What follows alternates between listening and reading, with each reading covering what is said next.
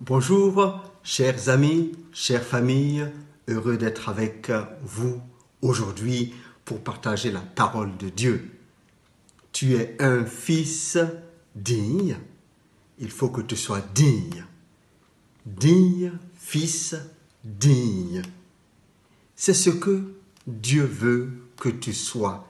Tu es digne, fils, parce que Christ a payé le prix qu'il fallait pour que tu sois totalement fils de Dieu.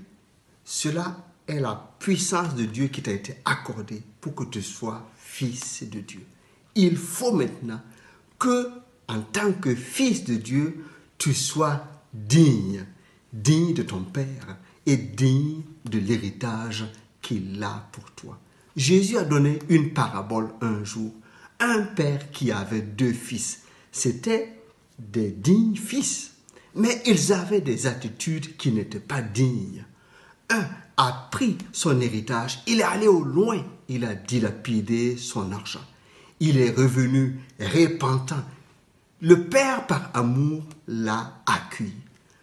L'autre fils qui est resté n'était pas plus digne parce qu'il était dans une tristesse. Il n'arrivait pas à savourer, à jouir de l'héritage qu'il avait. Parce qu'il se plaignait avec son père, tu ne m'as rien donné pour que je puisse me réjouir avec mes amis. Et le père lui dit, mais ne sais-tu pas que tout ce que j'ai est à toi?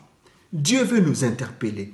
Nous sommes des dignes fils, mais il faut que nous soyons dignes par notre comportement, par rapport à cet héritage, dignes par notre obéissance, par rapport à ce que Dieu nous demande de faire, afin que notre marche, notre attitude démontre que nous sommes des dignes fils, mais que nous sommes dignes d'appartenir à notre Dieu. C'est le bon plaisir de Dieu de nous donner le royaume. C'est ce que Jésus nous rappelle en Luc 12, 32. Que nous soyons dignes de cet héritage qu'il nous a donné et pouvoir vivre dans un épanouissement total par rapport à une grâce exceptionnelle qu'il nous a donnée en Christ. Sois renouvelé, sois béni dans le nom de Christ Jésus.